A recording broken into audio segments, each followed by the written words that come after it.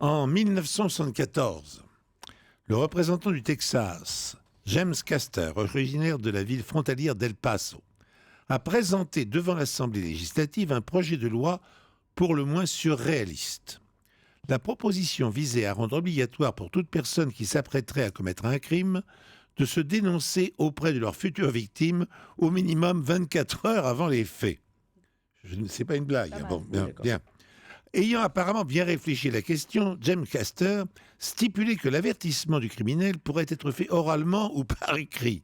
Sa proposition de loi obligeait enfin les criminels à informer leurs victimes qu'elles pourraient utiliser des armes de défense mortelles, dans certains cas, par exemple, pour se défendre d'une tentative d'assassinat ou d'un viol. Alors on imagine la scène. « Bonjour, excusez-moi de vous déranger.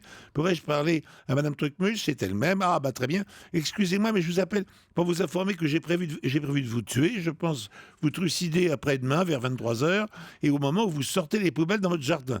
Alors si vous le souhaitez, vous pouvez prendre une arme pour vous défendre, un flingue, une hache, un couteau. Personnellement, j'ai un penchant pour la hache. Elle m'a déjà rendu de précieux services, mais bon, c'est à vous de voir. Allez, je vous souhaite une bonne journée. À mardi, 23h. » Voilà ce que ça aurait pu donner. Bon. Alors, évidemment, la proposition de James Castor a été largement refusée. Curieusement, la proposition de James Castor a failli passer à 10 voix près. Donc, refusé ou elle a failli passer. Ouais. Dans les deux cas, elle est refusée. Dans les deux cas, elle est refusée.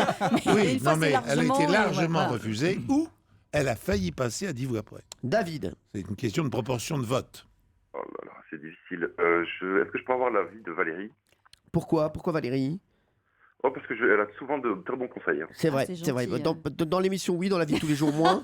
Mais dans l'émission, c'est vrai qu'elle a souvent de très bons conseils. Non, je pense qu'elle a été largement refusée. Ah, moi, je pense pas. Moi, Vous pensez à 10 voix près, vous? Ouais. C'est ce que non. Ah, Et après, David, faites ce que vous voulez. Vous êtes entre le voilà. Marteau et l'enclume. Voilà, c'est ça, oui. Alors, Ouais, Qui est mais l'enclume? allez, on y. David, je vais dire largement refusé.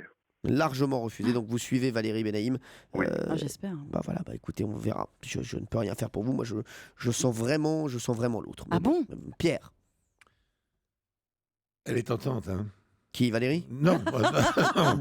Celle où on refuse à 10 voix après. Hein, Ouais, elle est tentante. Ah, Elle mais- est terriblement tentante. Et Bah oui, je vous comprends, hein, parce que vous aviez raison de la prendre. Mais enfin, malheureusement, c'est pas la vérité. C'est Benaïm qui avait raison. Je suis Bravo. contente pour David. Bravo, David. J'ai eu très